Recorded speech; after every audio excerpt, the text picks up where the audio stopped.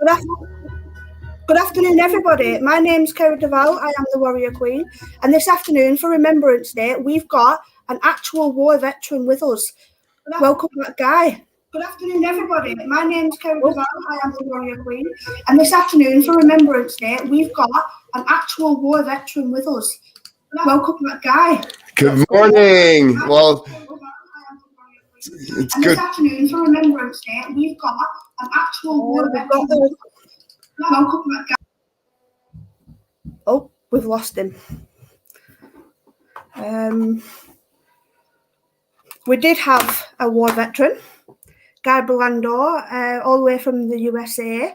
Hopefully he comes back in. We've got a couple of technical issues with him. Hopefully we got a really good conversation, because obviously today is Remembrance Day and we wanted to get a veteran on to explore his military experience. We all, here at the Warriors, we all observed the 2-minute silence. Hope you do lot did too. Please say hello. Oh, Guy's back. So I don't know. I'm back. Sorry about that. It's all right. Happy fingers in the morning. I closed this out accidentally. I do apologize. I was just saying to our viewers, for Remembrance Day, we've got an actual war veteran with us, and we're going to talk about your military experience. Yes. Yeah, but obviously to start off with, because this is the first time that I've spoken to you, I know you've been on with Adam, we'll start with a couple of quick fire questions. So, hot or cold? Hot or cold? Hot. Yeah. Halloween or Christmas? Halloween. That's interesting. Well, I guess Halloween just passed. I don't know. I'm looking forward to Christmas, though. I'm more of a Christmas kind of guy. Yeah, I love Christmas. I've got my Christmas tree up. I'll admit, I've got my Christmas tree up. I've got 2 in the living room. Adam's not happy about it, but oh well. Yeah, cat or dog?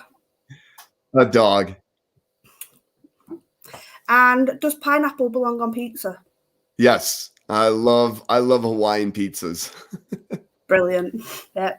We did homemade pizzas here the other night, chicken and pineapple pizzas, and it was yummy. Oh, wow. Great. Yeah. So obviously today, with it being Remembrance Day, we're going to talk about you. So tell us about your military experience, where it started to start with. Yeah, sure. I grew up in Chicago area. I remember watching there was a Navy base there. It's been long been closed, but there was a Navy base there. And as a kid, I remember watching the Navy planes fly by. I used to hear sonic booms from the fighter jets that would break the sound barrier, which you can't do anymore. And it was always kind of something that was there, but I really didn't ever imagine myself going into the military. And eventually I fell into flying in my about my second year of college. I fell into flying civilian. My dad had asked me if I ever wanted to learn to fly, and of course I did. So that started the train. And then I transferred schools from the one I was going to in Chicago down to a school in Daytona Beach, Florida, which is called Embry-Riddle Aeronautical University. It's a very famous university within the aviation community. And I just fell in love with it. And what I actually did when we were going through the school orientation is I said, Dad, I want to go into the ROTC. And he's like, what are you talking about? You know, the ROTC is Reserve Officer Training Command. It's basically a program in the States that you are getting introduced to the military while you're going through school. And when you graduate, you get a commission, and then you can go on and you're in the military from that point forward. And we went in there for an interview, and I will never forget, we sat down with this gentleman named Lieutenant Colonel John B. Cramlett. And we sat in his office for about 30, 40 minutes, and we walked outside, and my dad looks at me and he goes, you don't want to have anything to do with that, do you? And I said, yeah, actually I do. The only thing is I don't want to cut off my hair, because I had this big long hair that the women loved. And I was scared to get rid of that, but that was short term. Got rid of the hair, jumped in full board on the ROTC, and absolutely fell in love with it. Ended up being the cadet commander of over 500 cadets at that school. And I was earned a regular commission, which is very unusual because you're in the Reserve Officer Training Command. So even though you go on to active duty, you're usually a part of the reserves. and they only give out a handful of active duty commissions following college graduation. And me and a couple others there at the school got at. So that was a big honor. And then I also got my first choice of going to NATO Joint Jet pilot training in Wichita Falls, Texas. That is NJEPT, and it's a very elite pilot training school.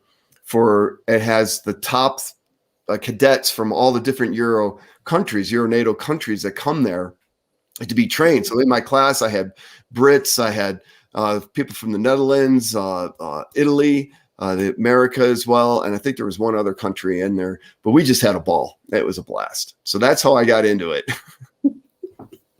Wow. Sounded like you really had fun. So obviously your love of planes started before the military. So what sort of planes did catch your imagination first? Caught my imagination first. Yeah. Oh, that's a good one. Probably the SR-71, which is known as the Blackbird, which is now retired. They had retired it once, brought it back, and I believe it's retired again. But it is the fastest plane ever known, publicly known at least. The thing will fly over 3 times the speed of sound at altitudes up into the, subspace, if you will, up around 80, 100,000 feet, sometimes 50, 60,000 feet. And it go very, very fast. A spy plane. That plane really intrigued me because of the engineering. The engines that they developed were developed back in the early 60s. They're ramjet engines, to my knowledge. There's still not another ramjet engine out there. It was just the technology behind it and what it could do. The plane, they actually, when they would fuel up that plane, it would leak the gas out on the ground. And so they would only put a minimum amount of fuel on it, and they would get it airborne, and then they would refuel it, and then it would take off and do its mission.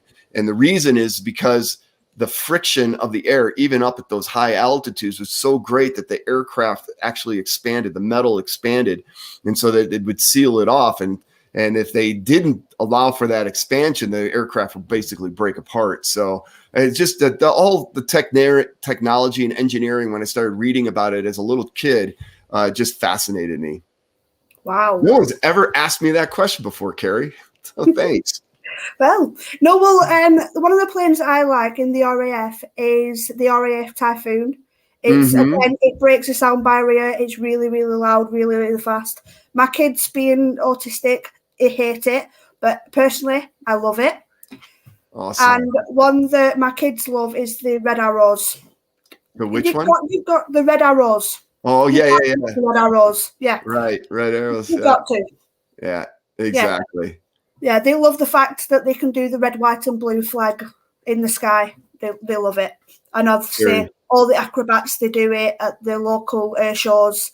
They love all that. It's the highlight of the day. That's awesome. Jumping ahead of the story, I'll come back to it. But I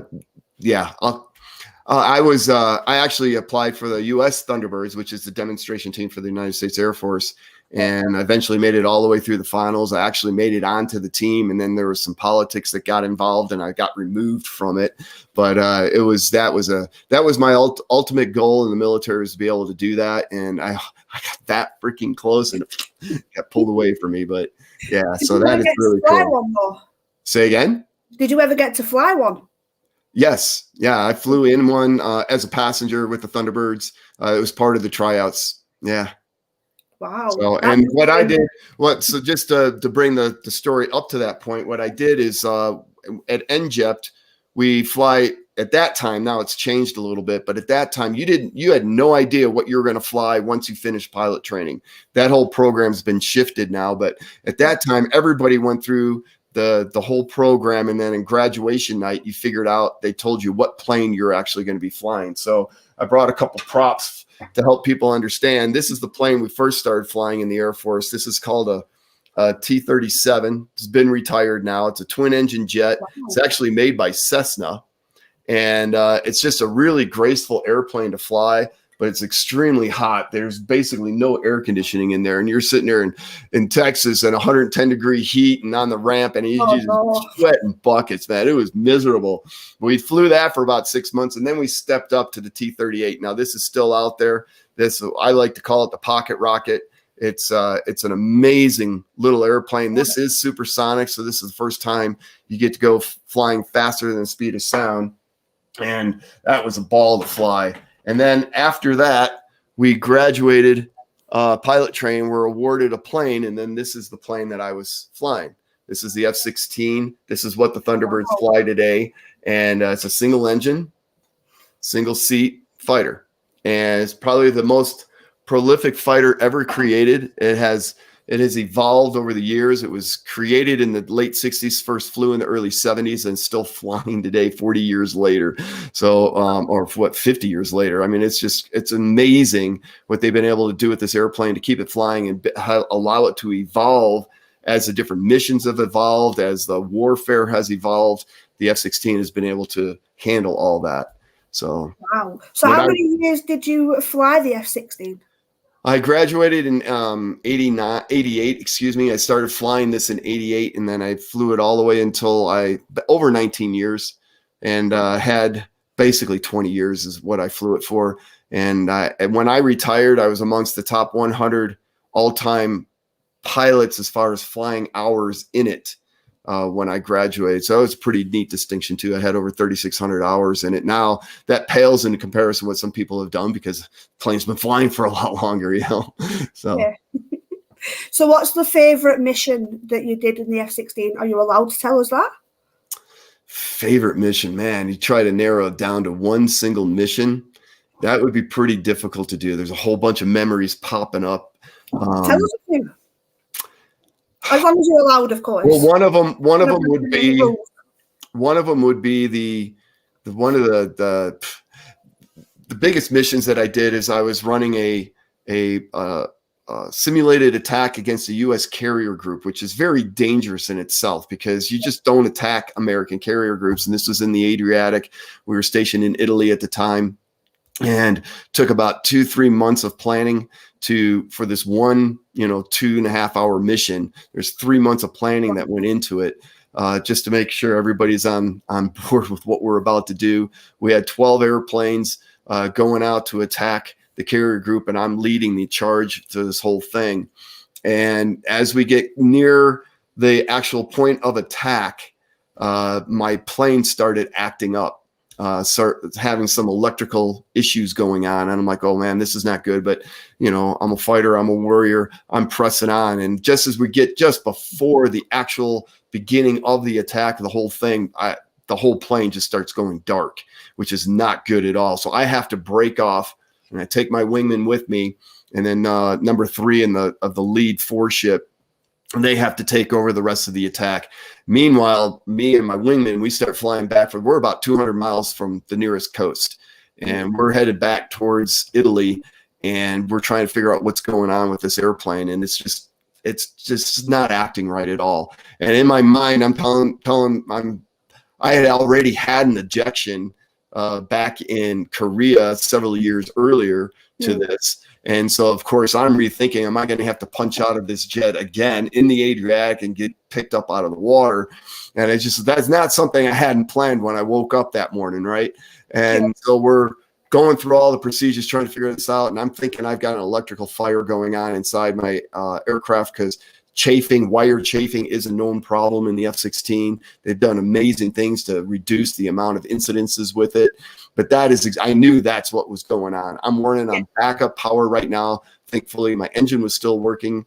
And my wingman, after we've gone through all the checklist procedures, the wingman goes, I've seen this once before, and it was an electrical fire. I'm like, shut up. I know that. And we limped it all the way back to Italy, landed at an out base that we don't normally use. I think it was Rimini, actually. And when we stopped the airplane on the ground, get it shut down, and the fire trucks, of course, are all out there and stuff. And we look at it, and there's 3 or 4 wire bundles burned through from my flight controls. So yeah, it would have been really, really bad. I was very, very fortunate. Thank the Lord that I made it down and only had to punch out of this jet once. That's amazing that you actually got down to the ground safely and you wasn't hurt. Yeah. So it's a dangerous business. This is Veterans Day, and to think of all the men and women that have served our country as well as your country, that have, through the years. I mean, we wouldn't have the freedoms we have if it wasn't for these warriors that have put their lives on the lines for all of us. And here we honor and respect the first responders, the police and fire departments as well. But Yeah. for the military, I mean, they've really gone through hell and back. A lot of them are living with their disabilities today, and we can't thank them enough. In my career, 20 years flying this airplane, I lost more friends and colleagues than I have fingers and toes due to crashes, if you will. And so I'm very blessed to have had that career, that long-standing career, and come out of it alive, and not only just alive, but with very, very rich experiences. I couldn't imagine ever not doing that. To have missed those 20 years would have been it's a whole part of life that you wouldn't know otherwise. Yeah, brilliant. And massive respect to not just you, but all the serving and fallen heroes of the UK and the US. In fact, all around the world. They've done an amazing job fighting for the freedoms that we have today. I love the freedom I've got today, and my heart goes out to all the families. Personally, my grandma's dad went off to war, sadly didn't come back. And that's one of the things that I'll always remember. So every year on Poppy Day, I wear my poppy and I think of my great granddad that I never got to meet. I only knew him through memories that I shared with my grandma. Oh, so, thank you for his service, and it does bring it home, doesn't it? Yeah, it does. Yeah, it's one of them. Fortunately, though, on the other side of the family, my granddad's dad fought in the war and fixed the Spitfires. Oh, really? Yeah, and he got to go up in one, but sadly got shot down. But he survived to tell the tale. Oh my gosh! He survived it. I don't know how he survived it, but he survived it and came home with a story. Wow, yeah. That's cool. Yeah, that was the last thing he ever did in the war. Obviously, got shot down. He got hurt, but he came home. So fortunately, he did come home and just got to share the story. And that's why my dad taught me about planes in the RAF, and Spitfires were one of the first planes that he ever taught me about.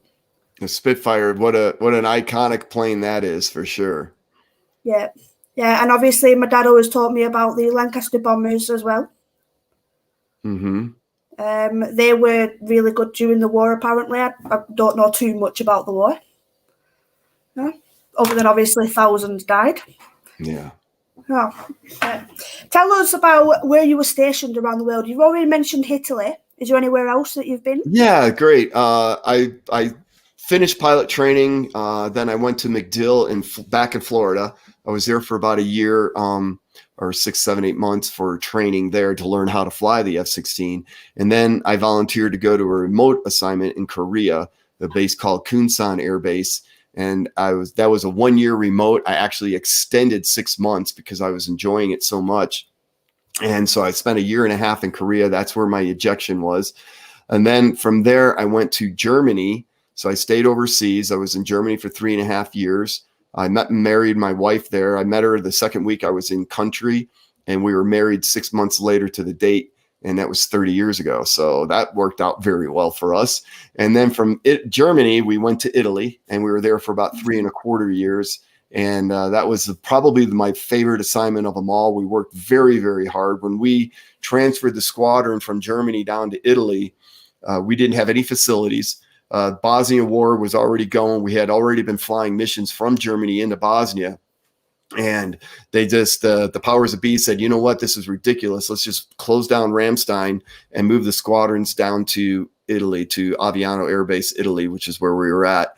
But we had no real facilities. We're working out of a hangar. We're working 8 days on, 1 day off, 24-hour ops while we're trying to get these new squadrons set up and the facilities going and everything else. I mean, it was the hardest I ever worked in the military. I was also doing my master's during that, in college during that period of time. So it was very, very busy, but it's amazing when you take you don't realize how much you're capable of doing until you're put into a situation and allow that to happen.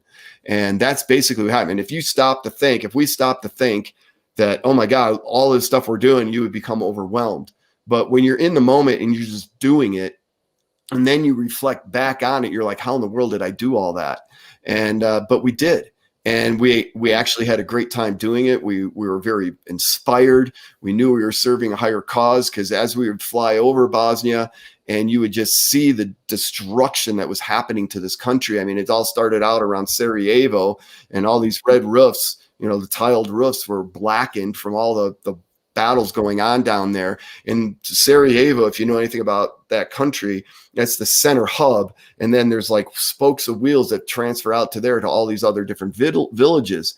And over the course of time of flying for that war, you could see the destruction transferring out from Sarajevo. And then a new village would have all blackened roofs. So we knew we were doing something very, very worthwhile while we were there. And that encouraged us to keep pushing forward.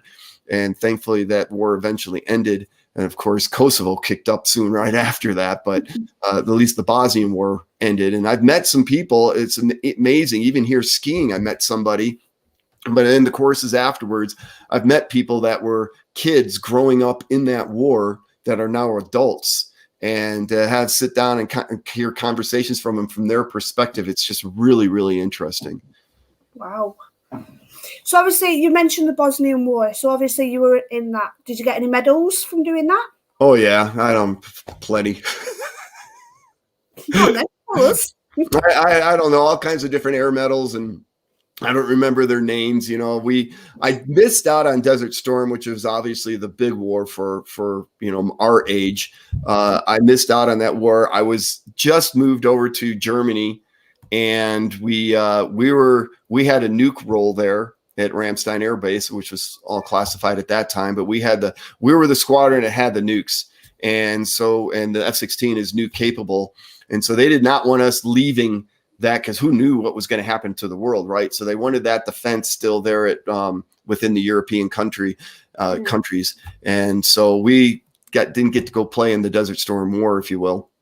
And so that worked out in my favor, because that's how I met my wife, and we got, so that worked out good. But right after that, we had Provide Comforts 1, 2, and 3, and some other ones, and that was all in the northern part of Iraq to try to protect the Kurds, or the refugees that were running from the Republican Guard. And then you also they were sandwiched from the Turkish forces in the south of Turkey and the Republican Guard, and they got sandwiched into the northern part of Iraq.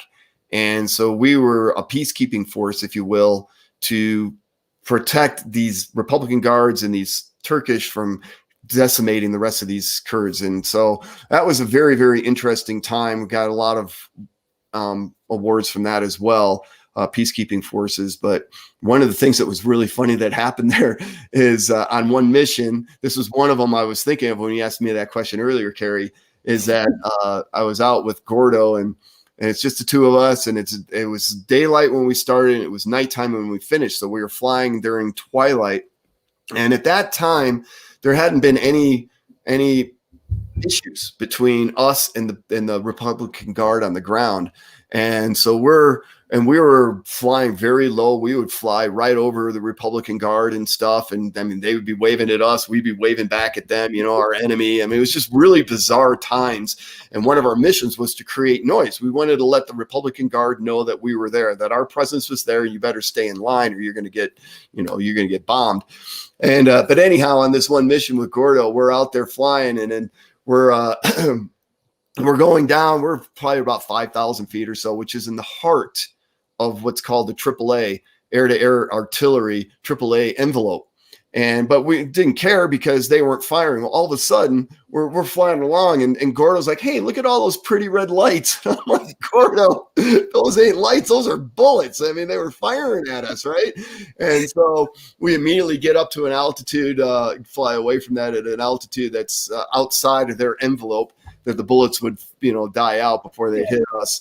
And we're flying along, but they kept firing at us and all. So that was the only time I ever really got shot at. It was just more of an interesting experience than anything else. I mean, we never got scared, and it was just crazy. I mean, you're young and your hair's on fire and you're just loving what you're doing. You don't think about things like that. Wow. I think I'd have been scared, but you were excited to get shot at. Well, no, I wasn't excited to get shot at, but the whole experience was just exciting. So, Oh God. Yeah. It takes a different breed. You know, you talk about, because you talked about flying a little bit. I'll just share, you know, there is flying. Like then from the military, I went and flew for Southwest Airlines, which is the largest domestic carrier here in the United States, and retired there as a captain. But there's a big difference between pilots. And, you know, I started out flying small civilian airplanes, and then I go and fly for the military. And they're very selective as to who they allow to become a fighter pilot, because there is a different process of thinking with being a fighter pilot. You have, as a fighter pilot, you have so much information coming in at you at one time. You've got a couple different radios, you got other signals that are coming in, you got your radar detector basically letting you know if somebody's shooting at you or locking you up. It's just, and then you're also, your mind is having to contemplate the next move before the next move happens. Meanwhile, you're still flying an airplane, right? That's going, you know, 600, 700 miles an hour. So there's just a lot going on, and not everybody is wired in a way that they can process all that information and still make split-second decisions that if you make a wrong decision, it could cost your life or the lives of other people, right? I mean, to the point of dropping bombs on the wrong target and you kill friendlies, right? So, I mean, it's a very, very dynamic individual, and not everybody can do that. And so the guys and gals that make it to that fighter world are truly a select group of pilots, because just not every average pilot could be able to handle that. In the civilian world of flying, things are way slowed down. I mean, just very, very slow. And you just take one step. Okay, now I got the next step. Okay, now I got the next step. As a fighter pilot, you don't have that luxury. I mean, you just don't have that luxury. You got to be able to think on the fly very, very quickly. And there's all lots of training that goes into getting you to that point as well, of course. I mean, you got a whole year of pilot training, flying fight jets, and then you got the 6 months to get your driver's license basically for the F-16. But it's not until you get into the operational world that you really start to understand the mission and how to fly the airplane and employ it. Wow. So you mentioned about bombing areas. Did you actually ever bomb anybody? Not anybody that I'm aware of. We the mission that I was on, where we actually bombed warehouses, me and a teammate of mine, Juggler, it was in Bosnia, and there were these warehouses out there that we believed were storing arms, and we bombed those, and the secondary explosions were absolutely immense. So we knew that was the case. Don't know if there was anybody inside there or not, but we definitely hit our target, and it was definitely a worthwhile target for sure. Yeah, wow. That must have been really good, actually, to know that there's your target, you're going to press that button and bomb it. To watch that explosion from the sky must have been amazing. It is. It's eye-watering for sure. Yeah, I mean, when you're on the ground, you see one. Let's say again, Carrie, I'm sorry. When you're on the ground and you see an explosion, but then you think the planes up there must have a really good view. Yeah, you have a good view. And then these are precision weapons. These are laser guided weapons. So on the F-16, you have a pod. This isn't it, but there's a pod on here that basically has a laser, and it lasers the target. So the laser's coming out, and it lasers the target, and we lock onto that with the bomb before we even release it. And then when we release it, the bomb is just basically following that laser beam all the way onto the target. And so it allows for great precision, so that we don't have the collateral damage of the days gone past, like in World War II, where they just dropped thousands of bombs just to try to take out one target, or hundreds of bombs to take out one target. And that's why in World War II, it was just decimating to countries like England, where they would just come out and bomb raids at night, and they'd just be bombing cities and everything else, trying to take out different targets. So, from that perspective, warfare has come a long ways, in that we've got these precision weapons, so we don't hit the wrong target. Yeah. Yeah. And luckily, obviously, you were never shot down. So what's the highest you've ever flown? 50,000, which is the limit on the F-16. Wow. So is that like above the clouds? Oh yeah, that's way above the clouds. Clouds typically, low-lying clouds, maybe 5,000, 10,000 feet high. The higher clouds that you see, the wispy clouds way up high, those can be up around 20 to 30,000 feet. And then so we're, a couple miles above that. So yeah. Yeah. Wow. Fastest I ever flew, which is a common question I'll get, it's just over twice the speed of sound. Did that in Korea. Plane's not really designed for it. But but I was a young pup, didn't know a lot about the F-16 or anything. And we're out there, and the weather prevented us from doing our primary mission. And so he had an idea. I had no idea what was going through his head. None. I'm just a wingman. I'm flying on his wing. So we go up really high. I think we got up to about 40,000 feet or so that day. And then we started just bunting over. And we're in full AB, which is like the full gas, right? I mean, the throttle's all the way forward, and we're going over. And he goes, man, I can't quite get there. I can't quite get there. And I have absolutely no idea what he's talking about. And I look, because I'm flying off of him, right? So I'm not looking at my instruments or anything. I'm just flying off of him. And I look forward at the HUD, which is the heads-up display. And in the airspeed, the Mach window says 2.01. I'm like, holy crap. And that was the fastest I went. But the plane's not really designed to do that. And one of the reasons is the restriction, the airspeed restriction on the plane is because of the canopy. And they know that the canopy was only tested up to a certain speed, and you didn't want to implode that canopy. I mean, that would be really bad. You'd be killed instantly, right? So we got back down on the ground. And I'm thinking to myself, I go, what the hell is this guy thinking? I got all kinds of crazy stories like this, yeah. So when you ask me what tell us more, it's kind of difficult, you know? Please tell us more. That's why we've brought a veteran on for Remembrance Day, to get all these amazing stories out. Yeah. It was crazy times. But it was all a lot of fun too. And again, I served with some amazing individuals. In fact, in that squadron in Korea, I don't have the picture here, but I got a picture of us, squadron photo. And you go through that squadron photo, and almost every one of those individuals in that squadron photo went on to achieve greatness within the military. And to have that being brought up in that environment with that kind of squadron camaraderie and stuff was just I was very, very fortunate to have been able to serve with all those amazing guys. And many of them went on to be generals. Most of them went on to be like a squadron commander or something like that. I mean, they just achieved greatness in the military. Yeah. So while you was in the military, Adams asked a question. Let me just find it. Okay. About presidents. Who was the best president you served under? I can tell you the worst, but that one stands out. But probably, I don't know. The leadership comes and goes from the higher ups. We're at the whim of whatever that wants to do. What affects us more than the presidents are the chief of staff, the head dude in the military for the Air Force. Their directives come down probably from the president as well, obviously, but they also come up with some of their ideas. And there's one of those that really totally changed the whole philosophy of the military in a negative way.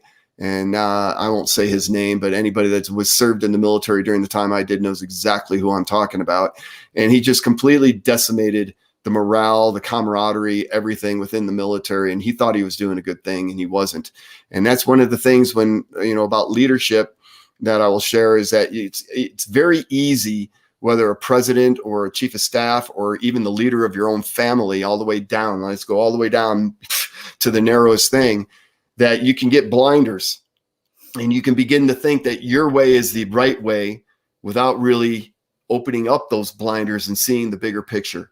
And that happens in families. And you think about the mental health warriors, people, the kids that are, abused, mentally abused and whatever from their parents or a parent. And the parent doesn't see the abuse and the long-term negative effects that they're doing to their child. And that, so when the blinders come on as a leader and you're in a leadership position, it's never a good thing. Never. Did you ever get to meet any presidents? No, I didn't. No.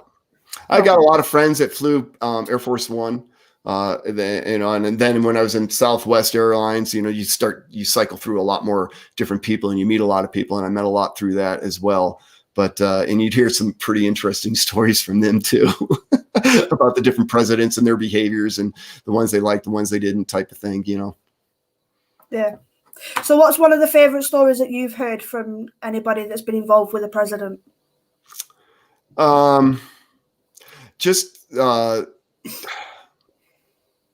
don't know. what kind of comes to mind are, again, are more of the negative ones, and I don't want to share those. So, Fair enough. with the same president. And that's fine. We're not going to push. So when you came out of the military, how did you cope with coming out of the military back into civilian life? Great question. I am so glad you asked that question. We'll go back to the mental health side now. Exactly. This is a very, very interesting part, and I don't know how much time we have, but I'd like at least about 5 minutes to share this part of the story. And we've got 20 minutes. Good. And this actually applies, like you said, to the mental health warriors. So here I am, 20 years as an F-16 fighter pilot. But here's the thing. When people would, and I didn't understand this at the time. So the stories, I'm not going to go sequential with the story necessarily. I want you to understand where I'm going with this story. And where I'm going with the story is I was able to survive a very dangerous environment where at any moment, at any one of those missions, I could have been killed or died in a crash. There's a lot of those dozen or so people that I know that died. Not one of them was due to a mechanical failure. Every single one of those of my friends and colleagues that died flying the F-16 was due to some sort of lapse in judgment or a G-lock or something along those lines, right? So it was within their control where they lost perception of what was going on. And so to survive that is a pretty amazing thing. And people used to ask me, during that time, you're like, what do you do? It's a common question in the United States. Hey, what do you do for a living? And I'd always respond, I'm on F-16. I fly F-16s, and it's not what I do. It's who I am. And I had developed in those 20 years this identity that I am an F-16 fighter pilot. Well, anybody that's been around personal growth or mental health work or anything like that knows that that's not who you are. Your occupation does not define who you are. Your occupation is something that you do, but it's not who you are. Who you are is love. You're love at your love core center. You're a gift from God, and that's who our I am truly is. All right. So I get out of the military and I go over to start flying with Southwest Airlines, and I'm actually subconsciously, I couldn't identify this at all, but I started feeling a little lost. It wasn't depression, but I didn't feel like I was living my life's purpose anymore. Yeah. And I couldn't identify it, but I just felt lost. And I would build these businesses up, and then the businesses would implode. And then I would build up another business on the side, and the business would implode. And I couldn't understand what was going on. And I had been an avid reader of personal growth for many years. I had tried everything to include hypnotherapy, trying to find answers, and I couldn't find answers. And there was this one lady, her name is Nirka, and I had found through one of these businesses in Texas many years prior, about 8 years prior to all this happening. So this is happening about 7 years ago. She was doing a seminar, a one-day seminar in Los Angeles, and we were living in Phoenix at the time. So I said, Elka, I want to go see what Nirka has to say, because maybe she can help me and with this lostness that I was feeling. And so Elka and I flew out to Los Angeles. It was a one-day event. And after the morning was over, I already knew this lady was going to be able to help me. And I signed up for a course she was having in Sedona, Arizona, 2 weeks later. It was a very expensive course, but it was a knowing. Just like when I joined the military, it was a knowing. It wasn't any conscious thought process. It was an inner gut knowing that this is what I needed to do to help myself. And so we went to that course, and I had an epiphany. I had a major transformation through it all. It all resolved in anger, believe it or not, which I didn't see myself as an angry person. But, when you're young, you have these imprints. We're not born with anger per se. We're not born with fear or sadness or guilt or shame, some of these really powerful emotions. Those are all developed as we grow, as we go through our adolescence up to about the age of 7. And these imprints happen into our mind, and it codes our brain with that. And where it goes into survival mode of how to overcome. So for instance, if you're a child, say 3 years old, and you experience your anger for the very first time or guilt because your parents are yelling at you because you did something innocent, but it was really wrong in their eyes, and they come down on you really hard, all of a sudden, how do you deal with that at the age of 2 or 3 years old?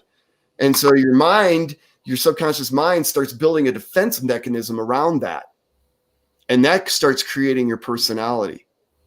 And as you go through years, you may not even remember that incident, but that incident coded your mind to think in a very specific way. And so whenever a situation arises that may trigger that, bam, you go back into that reflexive response and the way you guide yourself. And most of this is all done subconsciously. So when you ask yourself when you're 30, 40 years old, how did I get here? Well, it's a lot of it's rooted from the early on programming that happened as a child. So anyhow, I am here at this event in Sedona with Nirka, and I have this amazing transformational experience, and it changed my life completely. What it really did is it brought me back to my I am. That it was at that course that I realized all those years I was saying, it's not what I do, it's who I am. I am an F-16 fighter pilot. Well, I was no longer an F-16 fighter pilot. So part of my identity was gone. And that was that lostness I was feeling, right? Yeah. So now I learned that I am love. I mean, that's who I identify with. Everybody's different, but that's who I identify. I am love. And the rest of the world is what it is, you know, and what I do in the world is what it is. But I know at my center, I'm love. I'm love. So then I started helping a lot of other people. After this transformational work, I started working with Nirka. I got master certified in her work in elevated NLP. I was helping a lot of people on the side because people were coming to me. I was attracting it into my life, even though I wasn't looking to work with these people.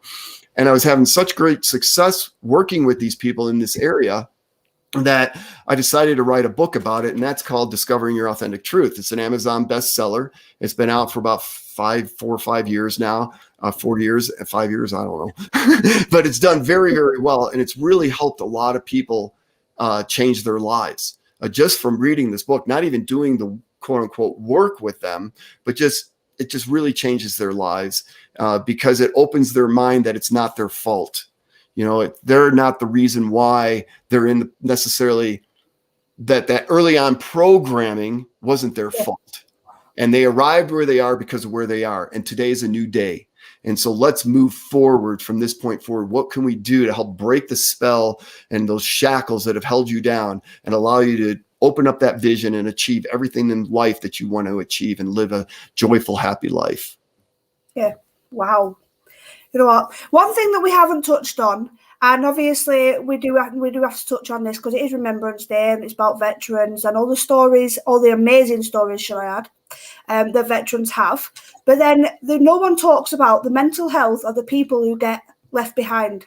So families, so husbands, wives, when they're at home, they're worried out of their mind. Are they going to get a phone call or a letter to say that their loved one isn't coming home?